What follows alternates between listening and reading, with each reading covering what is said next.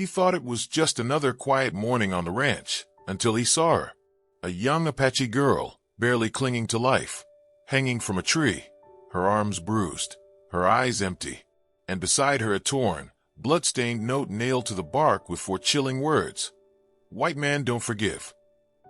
He didn't know her name. He didn't know who did this.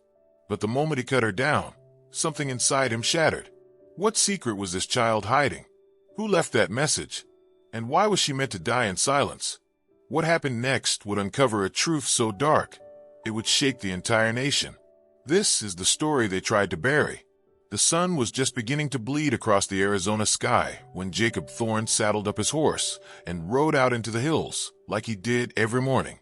A quiet man with a past buried deeper than the wells he dug. Jacob had worked this dry land alone for 15 years. He didn't speak much, not to neighbors, not even to God, but he knew the sound of the wind, the way the earth cracked when thirsty, and how silence screamed louder than any storm. That morning, however, the silence wasn't natural. It was heavy, dense. The air itself felt like it was holding its breath. As Jacob guided his horse through the narrow canyon trail behind the ranch, something caught his eye up ahead. It wasn't movement. It was stillness. A disturbing, unnatural stillness hanging from the twisted limbs of a dead juniper tree. At first, Jacob thought it was a trick of light, a discarded canvas, maybe, or animal hide caught on a branch. But as he drew closer, the truth became undeniable. A young girl, no older than 13, hung from the tree by her wrists, her arms stretched cruelly above her head. She wasn't dead, not yet, but close. Her skin was bruised, sunburned, and bloodied, her long black hair matted with dust and sweat. Her eyes, half shut, fluttered weakly as Jacob dismounted and rushed to her. She tried to speak, but only a dry gasp escaped her lips. Hanging from a nail driven into the bark beside her was a piece of torn cloth, stained with what looked like dried blood. For words were scrawled across it in jagged letters. "White man don't forgive." Jacob's breath caught in his chest. His hands trembled, not from fear, but from something else. Shame, guilt, rage. He didn't know. What he did know was that whoever left this girl here wanted her to suffer, wanted her to be a message. But a message to who? To him? To the world? He didn't wait to find out. He cut her down with his hunting knife, gently catching her as she collapsed into his arms. She was light, far too light, as if she hadn't eaten in days. Her lips were cracked, and her body burned with fever. Jacob wrapped her in his coat, mounted the horse, and rode back to the ranch with urgency he hadn't felt in years. Back at the cabin, he laid her on his cot, boiled water, and cleaned her wounds with the care of a man who'd once known how to love, but had long since forgotten. She drifted in and out of consciousness, mumbling words in Apache, some in broken English, names, places, pain. She flinched when he touched her, even gently, her body recoiling as if every hand she'd ever known had only hurt her. Jacob didn't ask questions. Not yet. He fed her warm broth, kept her covered, and watched over her as if his life depended on it. For the first time in years, the ranch felt different. Not alive, but not dead either. On the second night, when the wind howled through the windows like wolves mourning the moon, the girl opened her eyes and spoke in a cracked whisper. "My name is Niall." Jacob leaned in, barely able to hear her. "They killed my mother, burned our home, took me because I saw." Jacob's jaw clenched. He asked softly, "Who did?" Her eyes flicked toward the window, then to the nail beside the bed. "White coats. Men who smile but carry knives. Said they were helping. Then they turned on us." Jacob's heart sank. He had heard rumors of military patrols, re-educating native families, quiet disappearances, camps where children were stripped of language, names, and identity. But he had always looked the other way. Until now. Niall's voice trembled. "They left me hanging because I spoke out. Because I remembered." Jacob asked, "Remembered what?" Her eyes darkened. "My brother. He escaped. They couldn't find him. They thought I'd talk. So they left that message, to remind me what happens to those who resist." Jacob sat back, the weight of her words sinking deep into the quiet corners of his soul. That note wasn't just a warning. It was a declaration, a threat to anyone who might help her. To him. The next morning, as Niall slept, Jacob stepped outside and stared at the tree line. He hadn't been involved in anything for years. No lawmen, no neighbors, no tribe. But now a child was suffering on his land, and someone thought he was weak enough to let it happen. That was their mistake. Jacob Thorne wasn't just a rancher. Before the isolation, before the silence, he had worn a badge. He had hunted men. He had seen darkness and knew how to move through it. And now, someone had dragged that past out of him, whether they knew it or not. He returned to the tree where he found her. The bark still held the bloodstained cloth, its message flapping in the wind like a ghost. He took it down, stared at it, then folded it carefully and slipped it into his coat. Not out of fear, but as a promise. He walked the perimeter of his land, looking for tracks, signs, movement, anything. He found them. Boot prints too wide for Niall's feet, cigarette butts, the stub of a military-issued matchbook. Someone had been watching. Someone still might be. When he returned to the cabin, Niall was awake, staring at the ceiling. Her eyes were clear now, not with innocence, but with resolve. "They'll come back," she said quietly. Jacob nodded. "Let them." She looked at him, really looked, as if seeing something behind his weathered face she hadn't noticed before. "Why are you helping me?" Jacob paused, then answered, "Because I've spent too long ignoring the cries I wasn't supposed to hear, and I won't ignore yours." As the sun dipped low and the wind picked up, Jacob began preparing. He cleaned his old rifle, sharpened his knife, and boarded the windows. He didn't know how many were coming. He didn't know when. But he knew this. They had left a message nailed to a tree. And now, he had one of his own to send back. Jacob didn't sleep that night. He sat in the corner of the cabin, rifle across his knees, eyes fixed on the door while the wind howled like a warning. Niall dozed restlessly, her breath shallow, the fever still clinging to her like a shadow. The ranch, usually a haven of silence, felt like a ticking clock counting down to something inevitable. Every creak of wood, every rustle outside, twisted tighter around Jacob's nerves. He knew violence was coming. He could feel it in his bones, the same feeling he'd had the night his old partner was gunned down by men who smiled too easily and lied too well. And now, those same kinds of men had touched a child under his watch. By morning, Niall was sitting up. Her strength was returning, but her spirit never seemed to have left her. "They wear soldier uniforms," she said, spooning broth carefully. "But they're not soldiers. They speak in English, but only lies. They came to our camp a month ago, said they'd take us to safety. They gave the children candy, told the elders they were protecting us. Then they set the fires." Jacob didn't interrupt. Her voice didn't shake. She had seen too much to be afraid of speaking now. "They kept some of us alive," she continued. "The ones who could be useful. My mother was a healer. She knew plants. They tried to force her to make medicine for them. When she refused, they shot her. In front of me." Her eyes flicked toward the window again. "They took me and 2 other girls. The others didn't survive the transport. We were held in a concrete building, underground. I heard screams all the time. I learned not to scream." Jacob felt something burn inside his chest. He had seen war. He had killed men. But this was something worse. This was evil pretending to be order. Niall paused, looking at her hands. "They said if I told anyone what I saw, I'd die slowly. That white men don't forgive." She looked up. "But I think they're wrong. I think they're afraid too. Afraid people will find out." Jacob stood, walked to the wooden box near the stove, and opened it. Inside was a badge, tarnished, forgotten, and a revolver wrapped in a red cloth.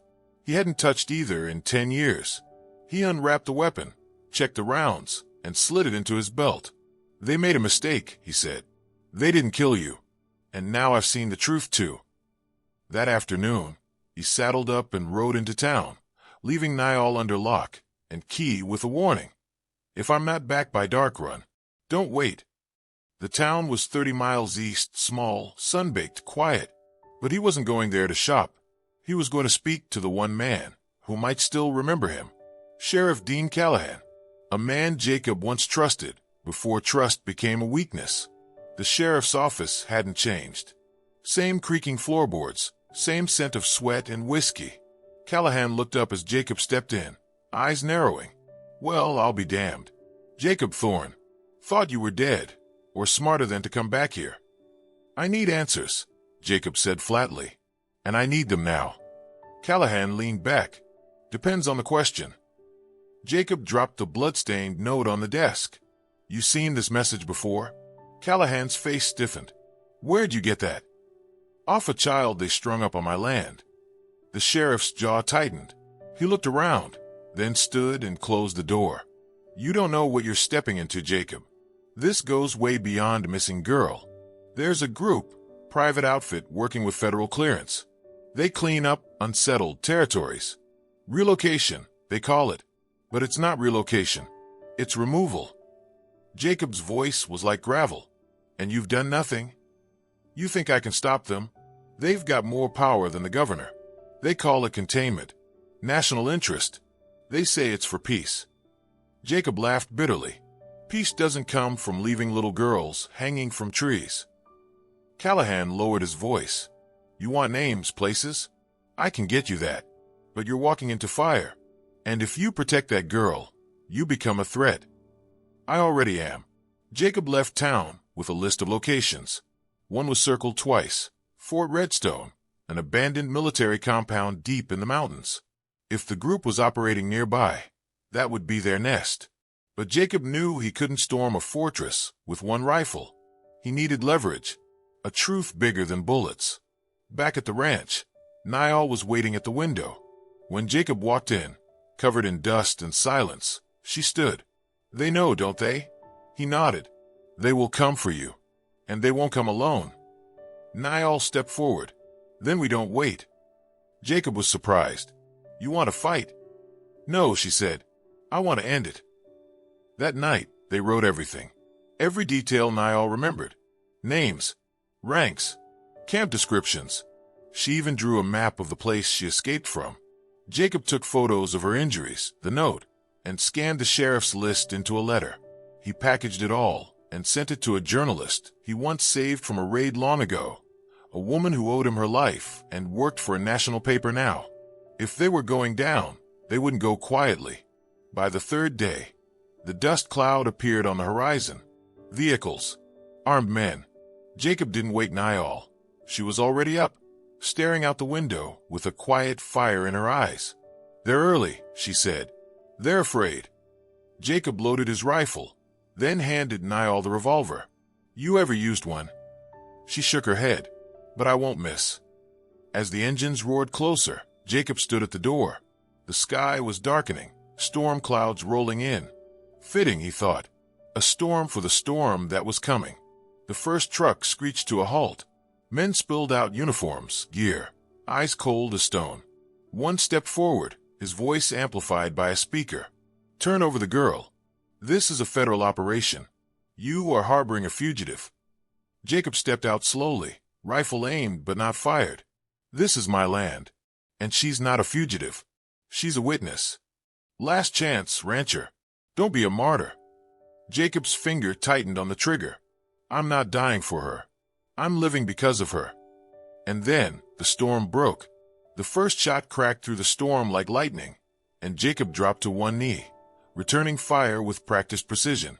The blast sent one of the masked soldiers spinning backward into the dust. Chaos erupted.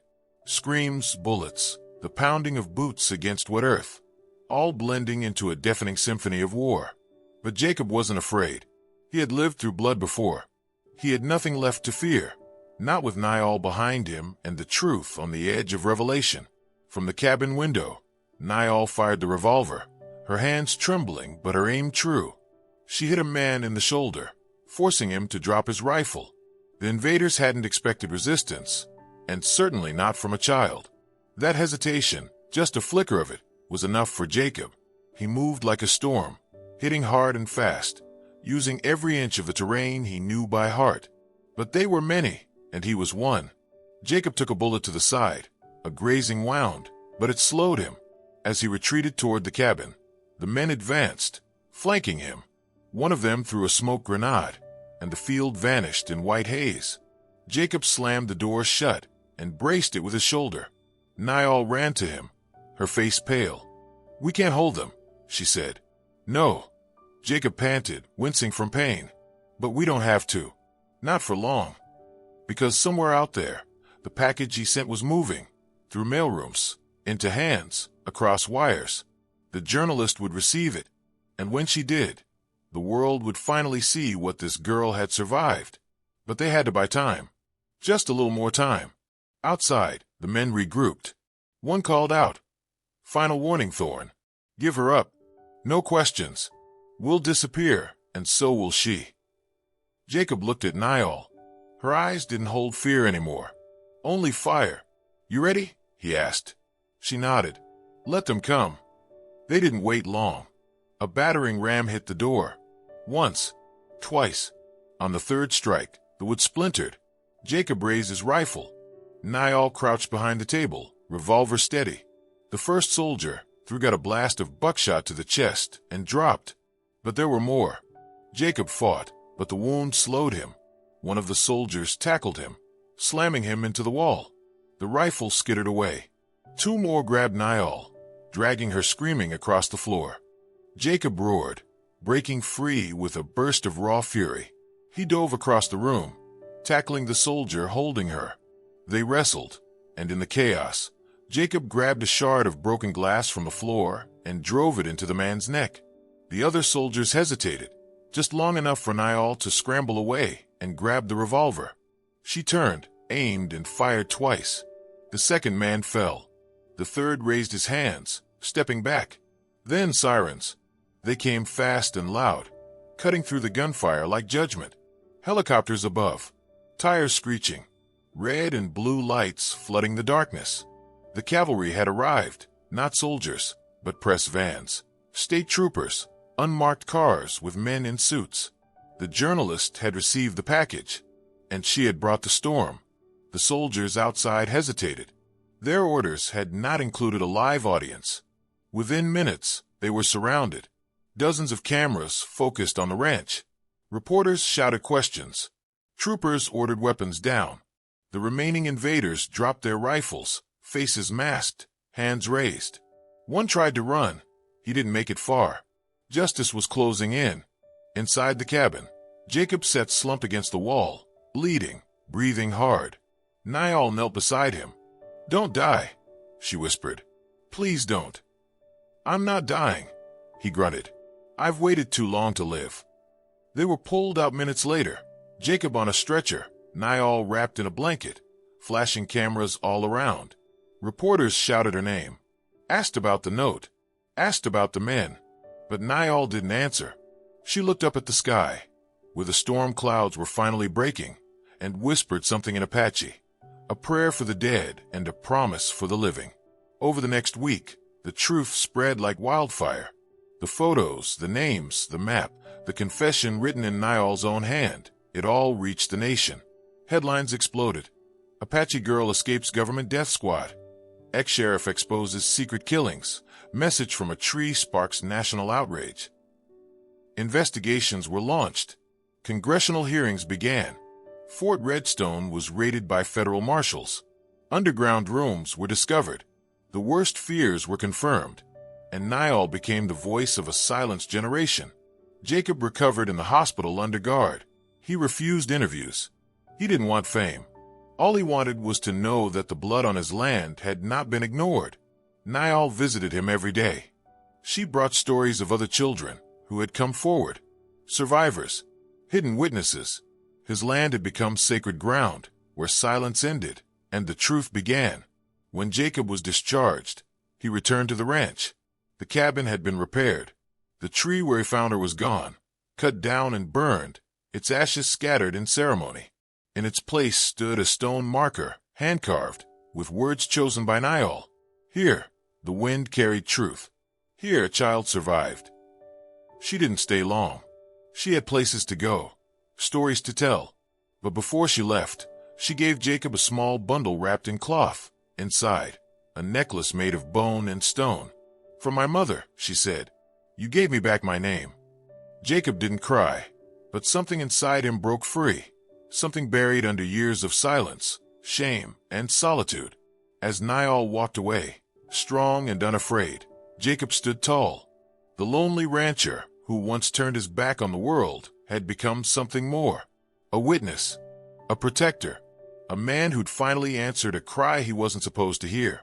And though the message left beside her that day had tried to silence her with fear, "White man don't forgive," Jacob proved that forgiveness wasn't weakness.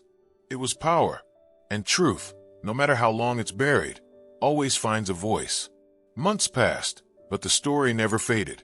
Niall's face appeared on news outlets, her voice echoed in courtrooms, and her drawings, simple, haunting sketches of the compound, the tree, her mother, were displayed in galleries and used as evidence.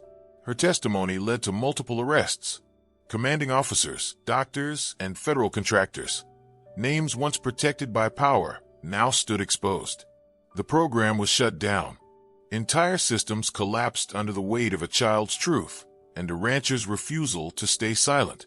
Yet neither of them sought attention. When the cameras turned off, Niall returned to the mountains with her people. She began learning the medicine her mother once practiced, healing, not just bodies, but broken spirits. Her name was remembered in sacred songs, not as a victim, but as a survivor, a warrior born of pain and fire. Jacob, too, changed. The ranch once filled with silence now held the sounds of purpose, children laughing, elders visiting. He had opened his land to those seeking refuge, to those who had no voice. He didn't speak often, but when he did, people listened. They listened because they knew he had once stood between life and death, and chose the side most men were too afraid to face.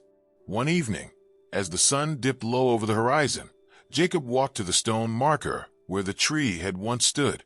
He knelt, withered hands resting on the earth. He wasn't praying. Jacob didn't know how to pray anymore. But he was remembering the note, the words that had once declared vengeance. "White man don't forgive." Now, they carried a different meaning. Not hatred, not fear, but responsibility. Behind him, footsteps approached. Niall stood there, older now, her hair longer, eyes wiser. She placed a small bundle at the base of the stone, sage, cedar, and the last piece of cloth from the note. "It belongs to the wind now," she said. Jacob nodded. They stood in silence, two souls tied by something far stronger than blood, truth. As they walked back toward the cabin, the wind picked up, sweeping across the field. Not angry, not cruel, but calm, as if the land itself had been waiting for justice to settle its roots. And now it had, because once a child was left to die under a message meant to erase her. But she lived, and she remembered, and the man who found her chose to remember too. And in doing so, they did what no weapon, no badge, no uniform ever could. They brought the truth into the light. And truth, once spoken, never hangs silent again.